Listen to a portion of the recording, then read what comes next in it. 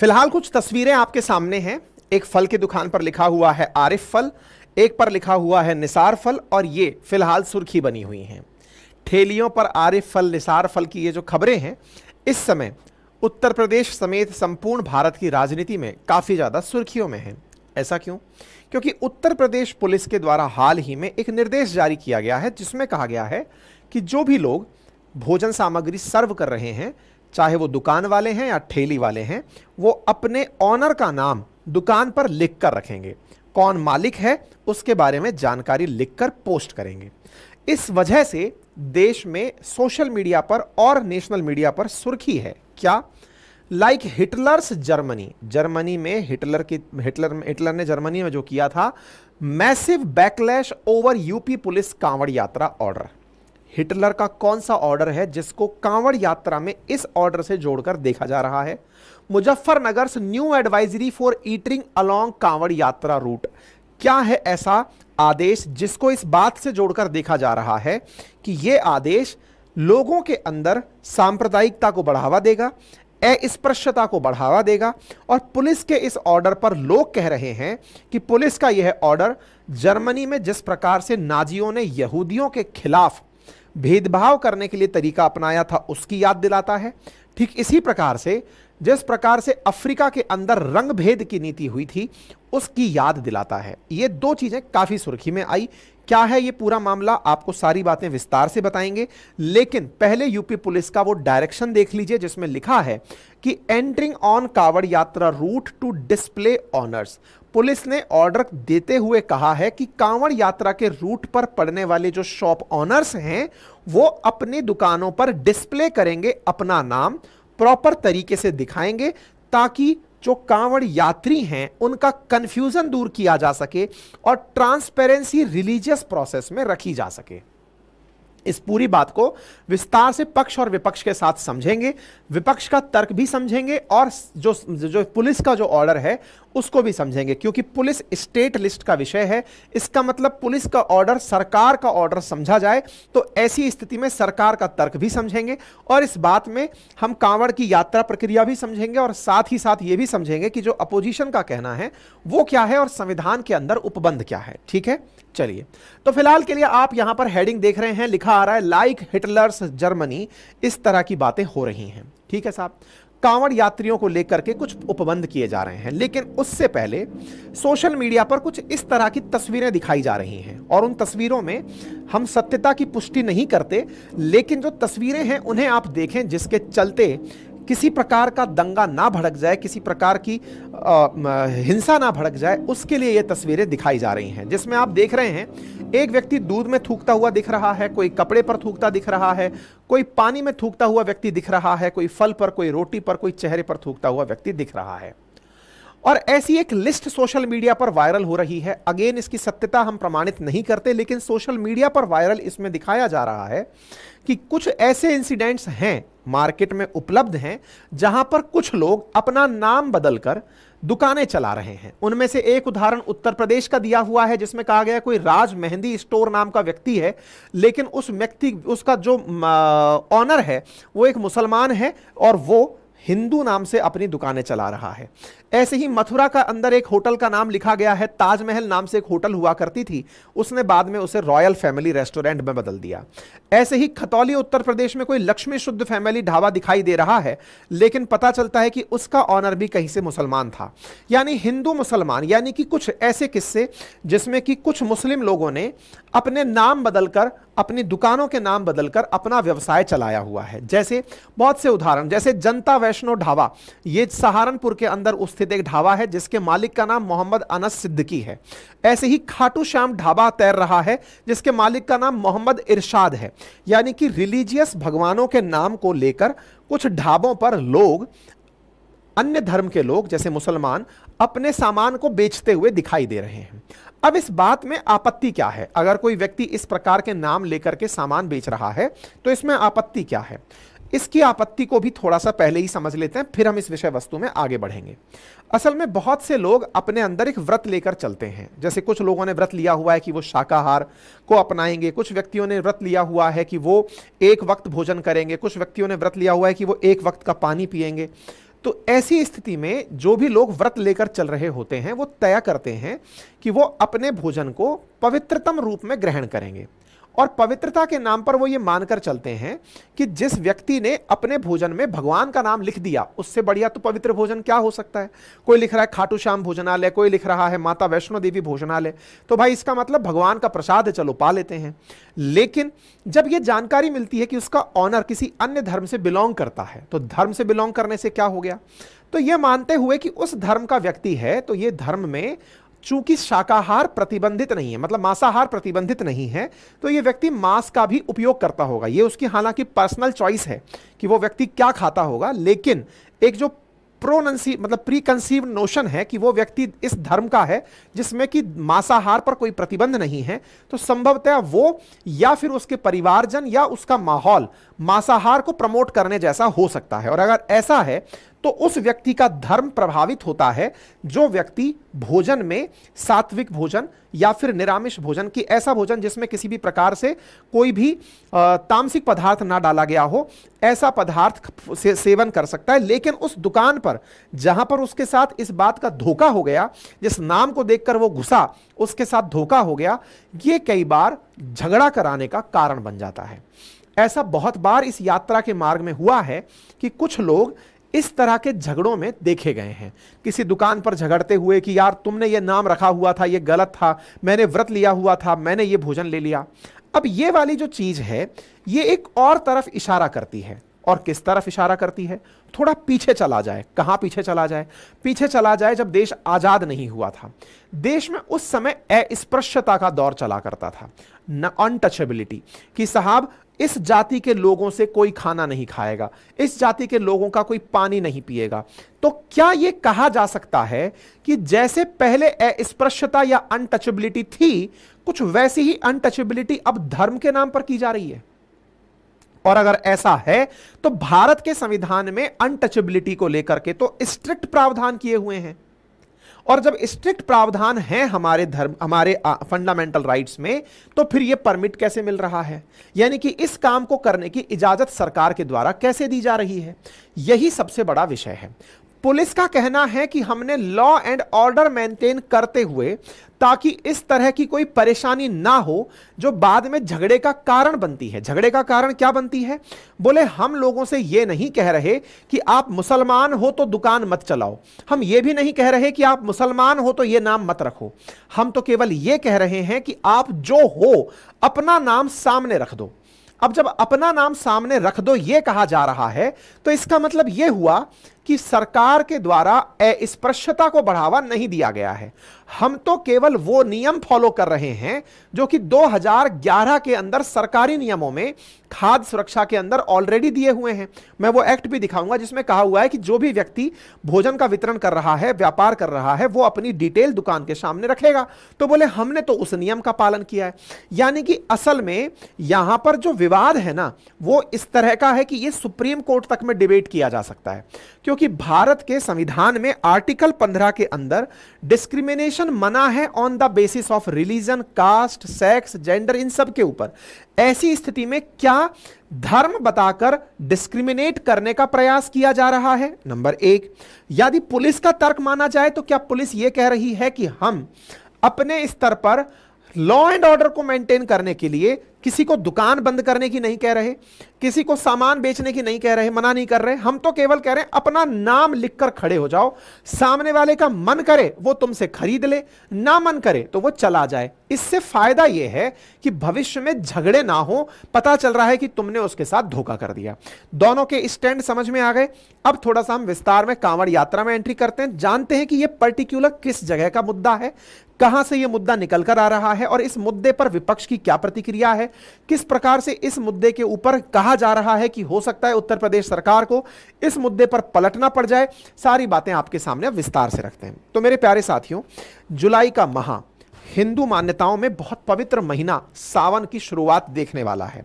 सावन का माह शुरू होते ही भगवान शिव के साधक कांवड़िए बनकर कांवड़ यात्रा लेकर भगवान शिव पर जल चढ़ाने के लिए गंगा नदी का जल और अपने नजदीक जो पवित्र नदियां हैं उनका जल लेकर शिवालयों में पहुंचते हैं।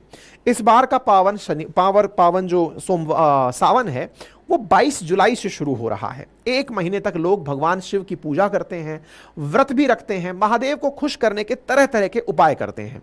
इसमें कुछ लोग गंगा नदी से भगवा वस्त्र पहनकर या फिर शिप्रा नदी से या गोदावरी जैसी जो पवित्र नदियां हैं उनसे जल लोटे में भरकर शिवलिंग पर अभिषेक के लिए लेकर आते हैं। कांवड़ यात्रा करने का जो असल उद्देश्य है वो भगवान शिव को प्रसन्न करना है, जिससे भगवान के आशीर्वाद से जीवन में सुख शांति रहे। कांवड़ को लेकर तरह तरह की मान्यताएं हैं। पहली मान्यता है कि भगवान परशुराम ने सबसे पहले कांवड़ यात्रा की शुरुआत की थी। गढ़ मुक्तेश्वर उत्तर प्रदेश के अंदर हापुड़ जिले के अंदर स्थान है। वहां से गंगा जल लेकर के बागपत जिले के अंदर पुरा महादेव का मंदिर है, वहां पर लाकर भगवान परशुराम ने जल अभिषेक किया था। इसी के चलते कांवड़ यात्रा की शुरुआत होती है और आज भी जो गढ़ मुक्तेश्वर मंदिर है वहां से बागपत के अंदर पुरा महादेव तक लोग कांवड़ यात्रा करते हैं। पहला तो यह कारण है। दूसरा आधार मानते हैं कि कांवड़ यात्रा को लेकर दूसरी मान्यता है कि आनंद रामायण में इस बात का उल्लेख भी है कि भगवान राम पहले कांवड़िए थे जिन्होंने बिहार के सुल्तानगंज से गंगा जल भरकर देवघर स्थित वैद्यनाथ ज्योतिर्लिंग का अभिषेक किया था और यह सावन मास के अंदर हुआ था। तो यह आनंद रामायण में लिखी बात है और इस तरह से लोग आज भी बिहार के सुल्तानगंज से देवघर के अंदर स्थित वैद्यनाथ जो ज्योतिर्लिंग है वहां पर जल लेकर आते हैं।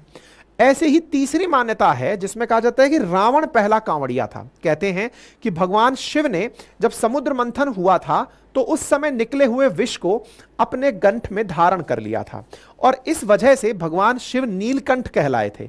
इस विष को पीने के कारण भगवान शिव के नजदीक कई नकारात्मक शक्तियां आने लगी थी। उनसे बचने के लिए रावण ने महादेव जी को इन नकारात्मक शक्तियों से मुक्त रखने के लिए उन पर ध्यान लगाकर गंगा जल भरकर शिव जी का अभिषेक किया था।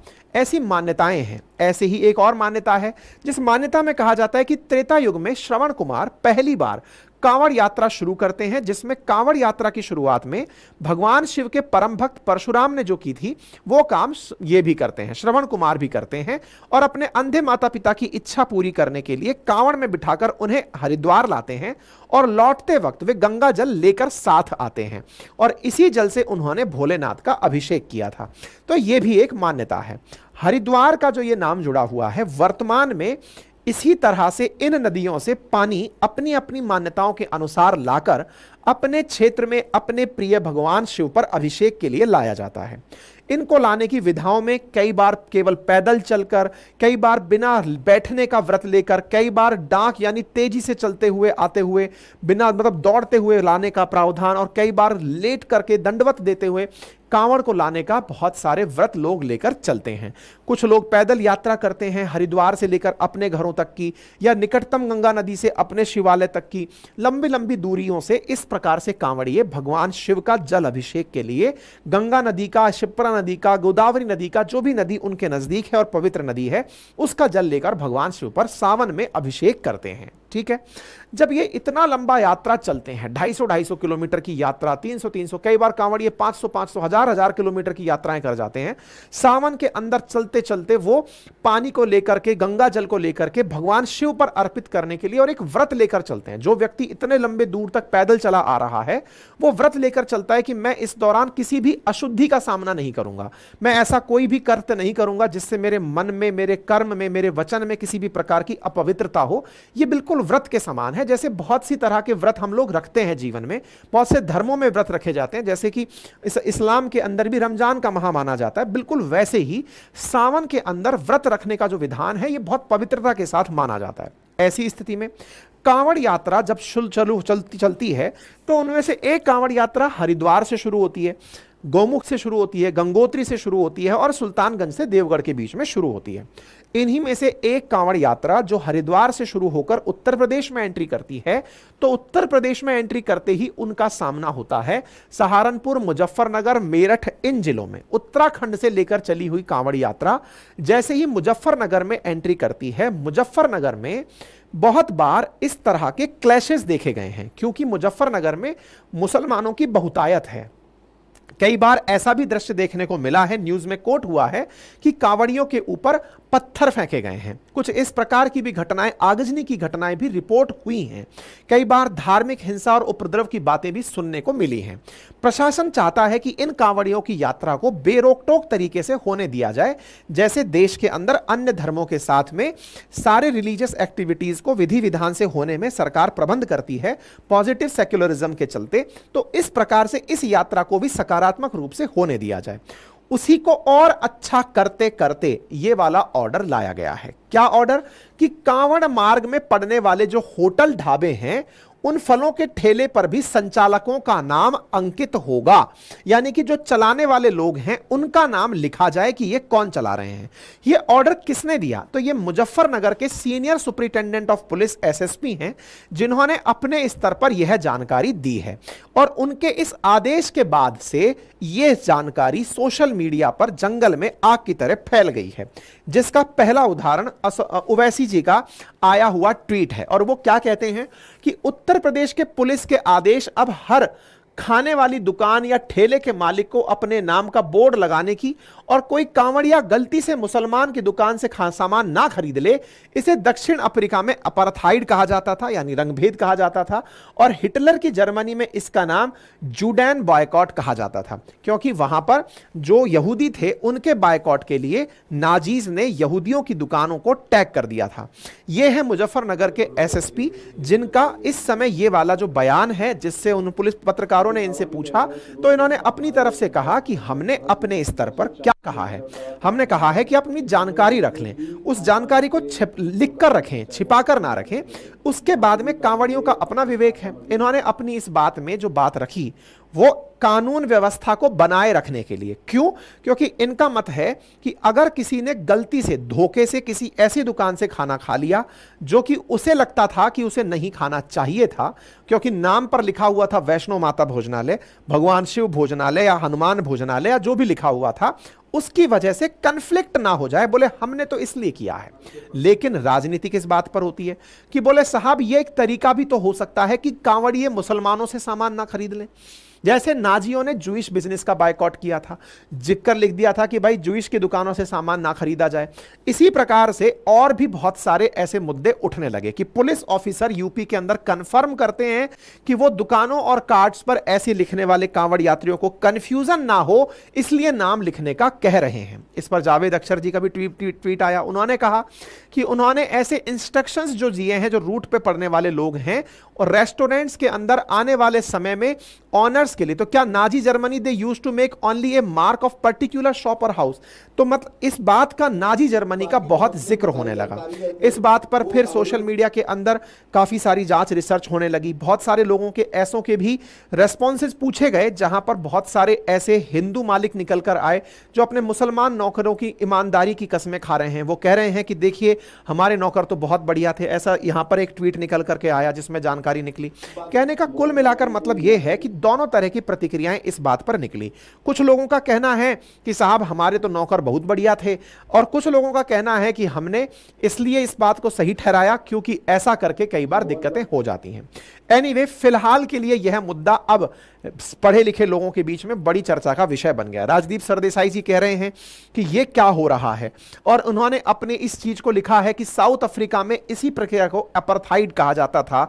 लिखा जाता था कि यह रंगभेद है, इस प्रकार से धर्म के आधार पर विभेद हो रहा है।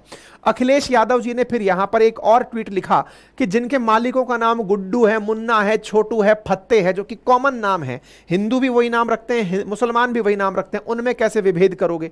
और साथ ही साथ इस बात पर भी जोर दिया कि जो भाईचारा है, उस भाईचारे को जो ये लोग हैं इस तरह से अगर कर्टेल करेंगे तो फिर वैमनस्य बढ़ेगा। कांग्रेस की तरफ से पवन खेड़ा जी ने एक लंबी चौड़ी फहरिस्त लिखी और उन्होंने कहा कि कांवड़ यात्रा के रूट पर जो फल सब्जी विक्रेता, रेस्टोरेंट, ढाबा मालिक के बोर्ड अपना नाम लिखना जो आवश्यक होना कहा गया है, यह मुसलमानों के आर्थिक बायकॉट की दिशा में उठाया गया कदम है, और हो सकता है भविष्य में दलितों का भी आर्थिक बायकॉट कर दिया जाए, हमें नहीं मालूम। साथ में यह भी कहा गया है कि ये लोग अब यह तय करना चाहते हैं कि कौन क्या खाएगा, हम यह भी तय करेंगे कि कौन किससे क्या खरीदेगा। यह चर्चा हो रही है सरकार के बारे में। इस बात का भी विरोध किया गया, तो कहते हैं कि जब ढाबों पर बोर्ड में हलाल लिखा होता है तो आप उसका विरोध क्यों नहीं करते? तो खेड़ा जी लिखते हैं कि जब किसी दुकान पर शुद्ध शाकाहारी लिखा होता है हम तो उसका भी विरोध नहीं करते।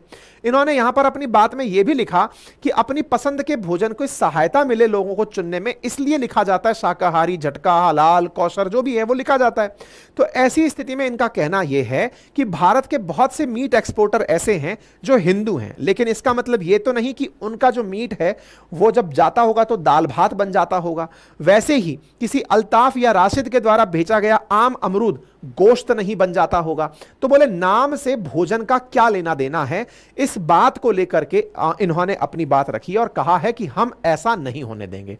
मतलब अब यह बहस निकल कर आती है और इस बहस को अस्पृश्यता, आर्थिक बायकॉट, रंग भेद, इसकी तरफ, नाजी जर्मनी की तरफ मोड़कर देखा जा रहा है और कहा जा रहा है कि इस तरह का जो प्रयास चल रहा है यह एक प्रकार से भेदभाव करने जैसा है। और इस पर साकेत गोखले जो हैं, इनके द्वारा इस पर जानकारी देते हुए कहा गया कि हम इसके लिए वो भी करेंगे, केस भी फाइल करेंगे। तो इन्होंने केस भी फाइल कर दिया है। एनीवे, तो इस बात पर बीजेपी की तरफ से मुख्तार अब्बास नकवी साहब जो हैं, उन्होंने अपनी तरफ से एक ट्वीट लिखा और कहा कि कुछ अति उत्साही अधिकारियों के आदेश हड़बड़ी में गड़बड़ी वाले हैं, अस्पृश्यता की बीमारी को बढ़ावा दे सकते हैं। आस्था का सम्मान होना ही चाहिए पर अस्पृश्यता का संरक्षण नहीं होना चाहिए। जन्म जात मत पूछिए का जात अरुपात, रैदास पूत सब प्रभु के, कोई नहीं जात कुजात। तो इन्होंने रहीम का एक धागा, रैदास का एक दोहा कोट करते हुए लिखा कि यह चीज अपने आप में अस्पृश्यता को बढ़ावा देने वाली है। क्यों? क्योंकि ऐसा करके संभवतया लोग उस धर्म के लोगों के साथ भोजन ना करें या फिर उनकी दुकानों से भोजन ना खाएं। इस बात पर यह वाला जो सोशल मीडिया का वायरल वीडियो है यह काफी शेयर किया जा रहा है और लोग अपने पक्ष में जो इस फैसले को सही ठहरा रहे हैं उनका कहना है कि इस तरह से जो लोग करते हैं कि दूसरे के नाम से भोजन भेजते हैं, यह इस पर भी रोक लगनी चाहिए। अगर लोगों को वाकई में अपने नाम से और अपनी पहचान से परहेज नहीं है तो क्यों ना वो अपना असल नाम लिख करके अपना व्यापार करें, जनता के ऊपर छोड़ दिया जाए कि वो क्या खाएं क्या ना खाएं। ऐसी स्थिति में उन्हें धोखे से तो यह काम ना करने दिया जाए। यूपी पुलिस ने जो किया है वो लोगों को धोखे से बचाने के लिए किया कार्य है और उस कार्य के पीछे ministry of health and family welfare का 1 अगस्त 2011 का फूड सेफ्टी और स्टैंडर्ड अथॉरिटी ऑफ इंडिया का नोटिफिकेशन को उन्होंने हवाले में देते हुए कहा कि इस नोटिफिकेशन में साफ साफ मेंशन्ड है कि जो फूड बिजनेस करने वाले लोग हैं उन्हें अपने ऑफिस की मतलब display a true copy of licence granted in form C shall at all time at a prominent place in the premises, कि प्रेमाइसेस में इन लोगों को अपने लाइसेंस की एक संपूर्ण प्रति पेज पर दुकान पर साफ लगाकर रखनी होगी। ऐसा कंडीशन है लाइसेंस की। बोले हम लोगों ने उसका पालना किया है क्योंकि यह आदेश 2011 से हो रखा है। तो अगर यह बात दोहरा दी गई है तो इसमें बुराई क्या है? इस पर डीआईजी सहारनपुर से जब यह बात पूछी गई तो उन्होंने भी इसी बात को दोहराया और कहा कि ऐसा किस बात के लिए किया गया है। ठीक है, अब मैं आपको जिक्र कर देता हूं उस आर्टिकल का जिस आर्टिकल में prohibition of discrimination on ground of religion, race, caste, sex और प्लेस ऑफ बर्थ का जिक्र किया गया है। भारतीय संविधान के आर्टिकल 15 मूल अधिकार में इस बात का मेंशन है कि स्टेट किसी भी आधार पर डिस्क्रिमिनेशन नहीं करेगा, विभेद नहीं करेगा।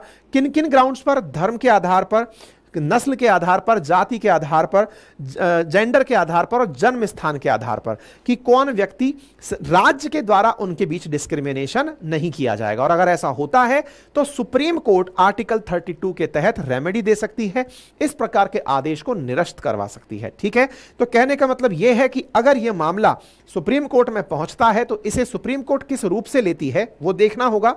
लेकिन यहां ध्यान रखने की बात यह है कि हर आर्टिकल के नीचे एक बात और मेंशन होती है जिसे रीजनेबल रेस्ट्रिक्शंस कहा जाता है। और उन रीजनेबल रेस्ट्रिक्शंस में एक बात मेंशन होती है कि अगर कोई भी कार्य किसी सरकार के द्वारा लॉ एंड ऑर्डर को मेंटेन करने में दिक्कत खड़ी करता है तो उस पर्टिकुलर मूल अधिकार में सरकार अपने अनुसार उपबंध कर सकती है। तो वर्तमान में पुलिस के द्वारा दिया गया ऑर्डर लॉ एंड ऑर्डर के लिए है, राज्य सरकार इस बात को दोहराएगी। वहीं दूसरी तरफ ये वाली जो आर्टिकल है, ये आर्टिकल अपनी तरह से एक तरफ का रोल प्ले करेगी। बाकी आप इस विषय पर क्या सोचते हैं अपनी राय कमेंट बॉक्स में जरूर रखें।